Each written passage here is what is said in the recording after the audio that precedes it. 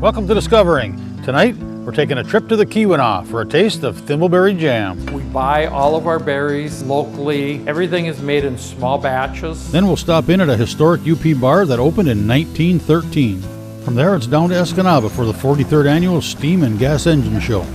That's all tonight, right here on Discovering. The secret streams that flow beneath the cliffs of colored stone.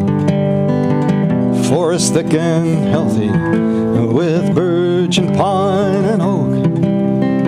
Surrounded by the greatest lakes this world has ever known.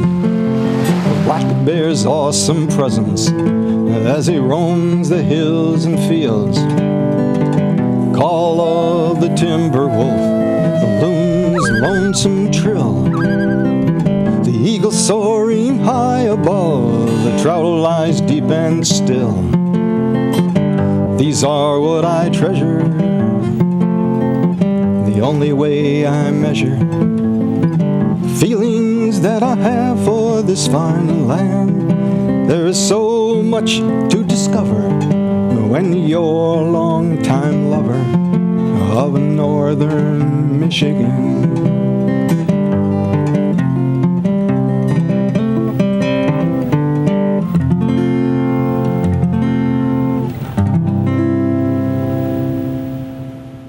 Where the heck is Bootjack? Cross the bridge in Houghton, hang a right, and head for Lake Linden. When you get there, turn right and head back south about 7 miles on Bootjack Road. Bootjack is more of an area than it is a town, I guess. It's there you'll find Dan and Cindy Sarrazin and UP Foods, a family-owned and operated business for over 25 years. We started UP Foods. We've made jams for about the last 35 years. The berries come in, and normally the berries are in a frozen state. We do take fresh berries and that, but because of the fact for time, quite often they're frozen with all the berries out. There's only 2 ingredients that go into Thimbleberry Jam. And the only thing that goes in Thimbleberry Jam are the thimbleberries and sugar. Thimbleberries are very high in natural pectin, so there is no need to add pectin to it. We'll spend quite a bit of time going through the berries to make sure that there's no impurities in the berries, no pieces of leaf or anything else in it. Once we go through them, they're mashed. Then we will start the process of heating the jam. You have to stir constantly. If you don't, it will burn to the bottom of the pan. The pans you want to use are a very thick, heavy pan with a very even heat. Bring it to a boil, and then you add sugar in. There's many different recipes out there, but generally it's just equal parts sugar and berries. Some tailor it to the way they like it. Some add a little more, some add a little less to it. Once it's got both ingredients in, you continuously stir it till it comes to a boil. A lot of them will say you boil it for 1 minute until they get the proper consistency, then they'll package it. If there's ever any separation in it between the bottom of the jar and that's normally because there's been something added to it, such as water, or they've used pectin to make it go further. They're packaged normally in 9 ounces is the most common way. The jars have to be hot, done in boiling water, along with the lids. You want to hot package it as soon as possible. Wipe off the lid to make sure that there's no seeds or any of it that would break the seal. And then just let the container cool for several hours, because if it's just partially cooled and you handle it, it can break the seal on the jar. Once it's packaged, the jam is good for actually several years. Some people do freeze jam, they make freezer jam, but normally, traditionally, Thimbleberry is just hot packed.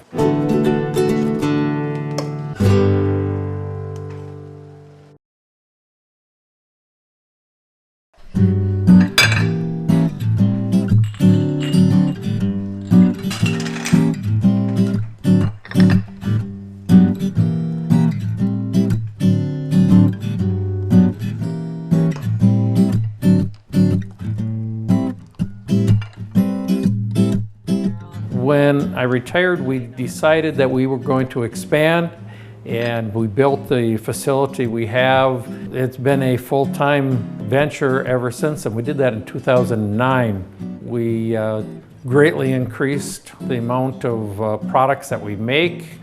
Originally it was just a Thimbleberry Jam, then we extended it and started making the finished cheese Justoa, and it's been quite an adventure ever since then.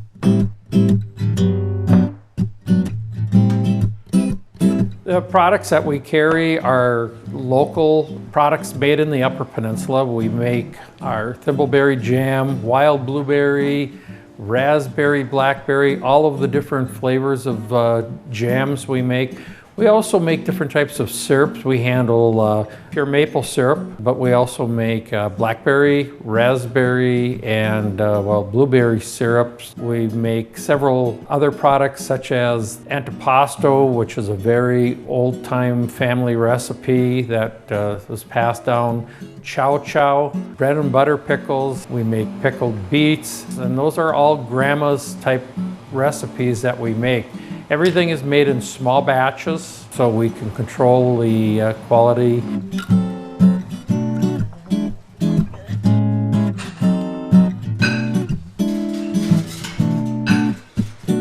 Some of the other products we handle are products from the UP, Baronis. We handle Rudy's spaghetti sauce and his products. Different candles. We have candles from Lake Superior Candle Company, locally made. Soaps, coffees made in the Copper Country. Our products are sold online, but they're also, the main part is the commercial accounts throughout the whole state of Michigan and neighboring states. The products that we use, the apple, for example, are all wild apples that come directly right from our yard. We buy all of our berries locally. The thimbleberries, we have literally hundreds of pickers. People come in that bring their 3-year-old and right up through teenagers, and they come in with their small bag of thimbleberries, and everything is weighed out and they're paid accordingly by the weight that they bring in. Thimbleberries are very unique because the only time you can get them is this time of the year, and you couldn't run to some other commercialized place and say, I need 500 pounds of thimbleberries. They wouldn't really know what you're talking about. Some of this is very unique. The wild blueberries and blackberries come from this area, so it's a local product. The honey, our honey comes from Houghton County, and it's raw honey. The advantage of raw honey is it has all of the ingredients and nutrients in it that help prevent asthma, to help build up immunity to it. It's a delicious product. It's one of nature's best products.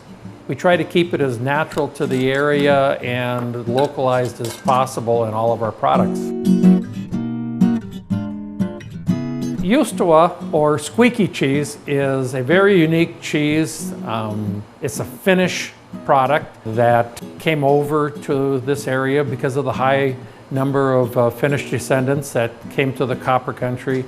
We're one of the only licensed places that produce it in the state of Michigan. The cheese is a very mild cheese. Old-time Finnish people would take and cut a cube of it, and they would put it in their morning coffee and stir it, where they would get, one, some of the cream out of the cheese, and secondly, it would create a very soft and squeaky sounding cheese. It's mild, such as a mozzarella type of cheese. The biggest difference with it is it's baked in ovens is how it's made, which gives it the texture of the brown that you see on the product. After it's properly cooled, everyone is hand labeled. And then we, on all of our containers, we put safety seals on them to just as a way so the consumer knows that it's not been tampered with. It's then boxed and then shipped out to the various stores across the state for resale. And it's the same with all of our other products. Everything is hand done in small batches.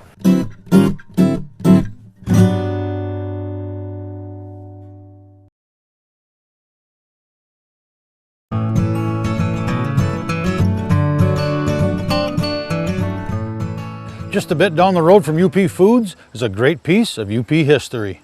I stopped in for lunch at the Dreamland Hotel Bar. The bar is owned by Dan's brother Todd and has been in the Sarrazin family since it was established back in 1913.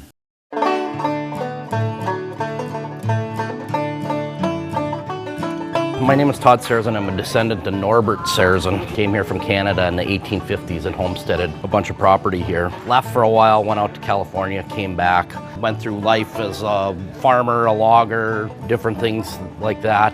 He had built a large dance pavilion down on the water. People would come in their Sunday best around the same time as the electric park, but there was no electricity here. The electric park was a dance hall between Calumet and Houghton. He had this dream that he wanted to have this hotel slash bar for the loggers and the different ones that would be the sandstone quarries and stuff that were in Jacobsville.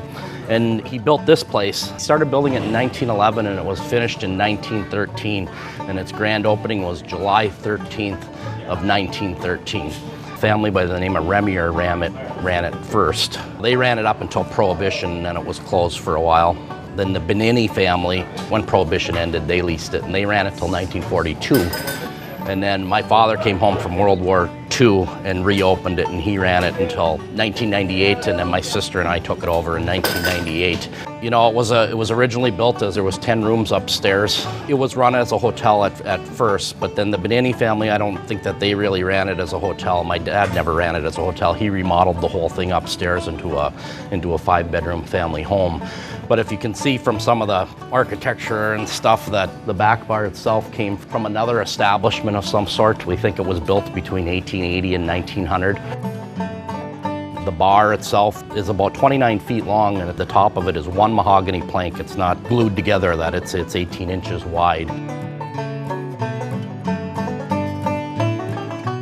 A lot of family history with Norbert starting it and then leasing it out, but was always around. He lived out here and he did a lot of support for like the mining industry. They had a sawmill, they had an ice house, they made hay, they did different things the miners couldn't do. You know, they were working so they didn't have time to do, so that's what he was heavily involved in. He also was involved in a medicine factory in Lake Linden at the turn of the century. It was called the Corrego Medicine Factory. There's a copper pot out there that's a double bottom copper boiler that they used to boil this herb down in to make the medicine that they did. Even the rivets are copper on it.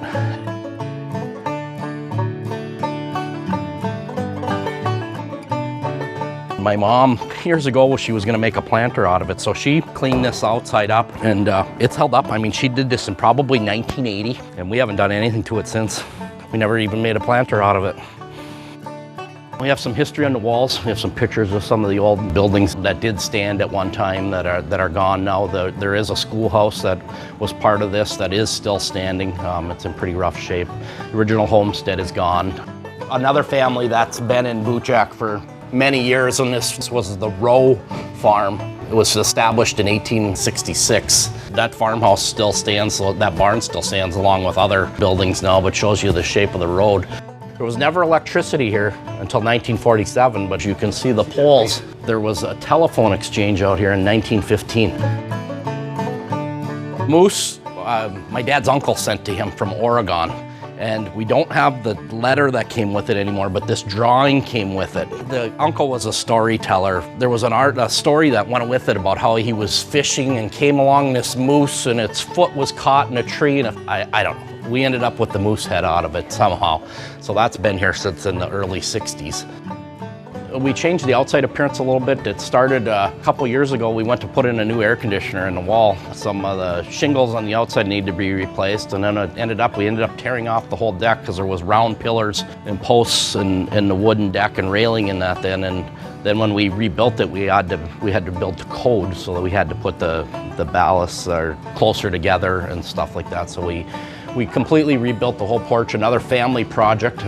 I did it with my brothers and my nephews. We didn't hire anybody to do anything. We did it all ourselves. But otherwise, I mean, the sign is an icon. It was my father purchased it in the early 1950s, the neon sign, Dreamland sign out there, and people are constantly having their pictures taken outside of there. It's a pretty photographed thing.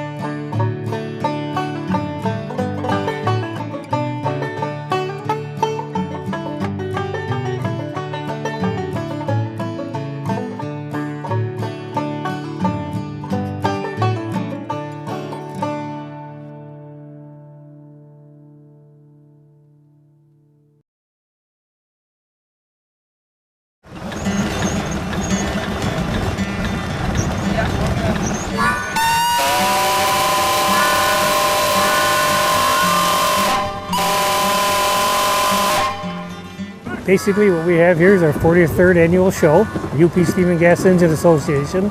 As you can see, we're on the fairgrounds. This is a real family-oriented event. If you walk around, you'll notice a lot of different things. If you're coming down the midway when you come in the gate, first thing you're going to run into is large steam engines, thrashing machines.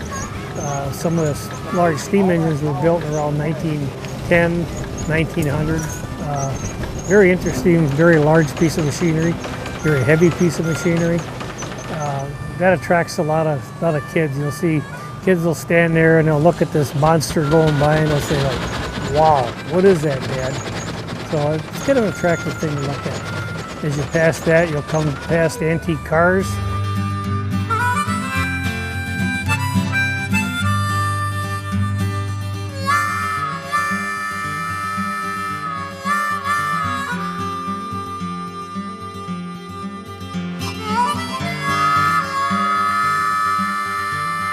You'll go into antique tractors, antique machinery. And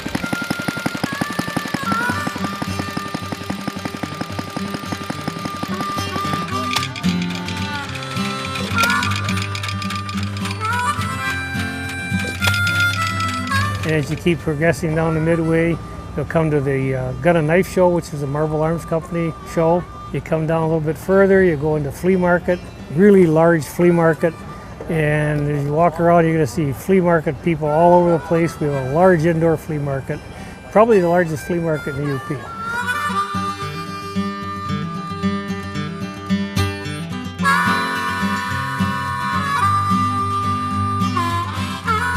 And as you work your way down towards the village, coming out into the schoolhouse, you'll come into the museum. You get down into the village, we have blacksmithing, candle making, spinning, weaving, all kinds of arts and crafts, glass blowing, even a nice cook shack to take care of your hunger needs. As you walk around through the village, if you notice, we have a chapel that we just built, the newest building in the village. We've already had 6 weddings in the chapel this year. That was a complete community and club effort to build it. We replicated an early 1920s chapel, and it's a full-service chapel. We use that on Sundays during the fair and during the show. A lot of the buildings are early style buildings that the artisans use. But the interesting thing about the village is that it's a working village.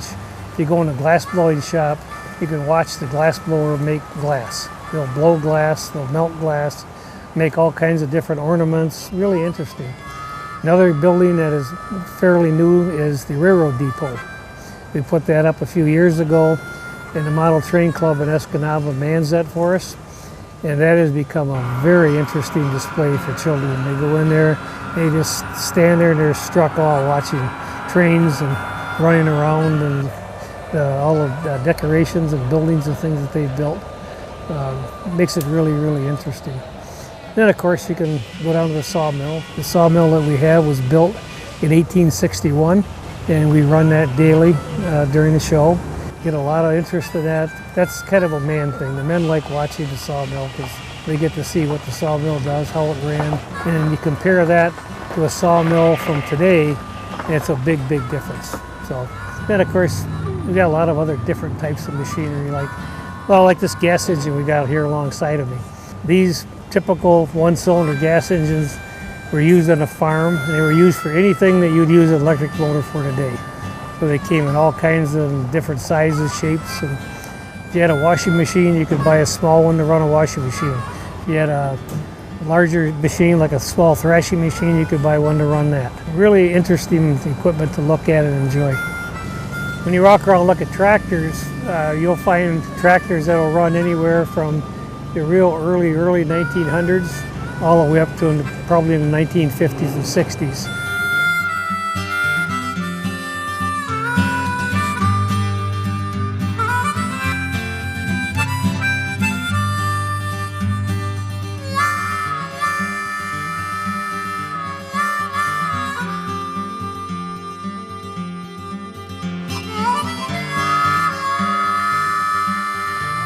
Steam and Gas Engine Association started 43 years ago. Began with just a group of fellas that kind of got together. We had a combined interest in antique machinery, tractors, and we thought, well, you know what, we're going to put our stuff together, see if we could create a little show and invite the public just to see if the public would enjoy it, what their thoughts would be on it. And as you can see, as you look around, it's grown into a very large operation. Our average attendance is right around 8,000 or 9,000 people, which is pretty good for a small show. We have a lot of people that come in from Wisconsin, Lower Michigan, even get people from Canada, a lot of vacation people in. A lot of exhibitors will come from Lower Michigan. They'll stop off here for a couple days, then they'll head to another show. Same thing with the flea market people. Really a good turnout of people, a lot of exhibitors, a lot of flea market people. Once again, the village is a real popular area. A lot of good artisans there that create a lot of really nice gifts and things, and really interesting. We just kind of want to invite everybody to grab your kids and aunts, uncles, grandparents, come on down to the show and just spend a day here and have a good time and kind of soak up the nostalgia. The price at the gate is $6 a day. You can buy a weekend pass for $10. That gets you in all 4 days. And a lot of people do that, and they'll come back 2-3 times or 2-3 days in a row and just keep going and having fun. It's a lot of fun. It's a real family-oriented show. And that's what we like to have.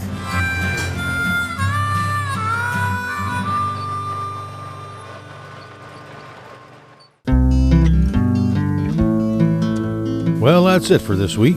Thanks for watching, and I hope to see you next week right here on Upper Michigan's very own Discovering.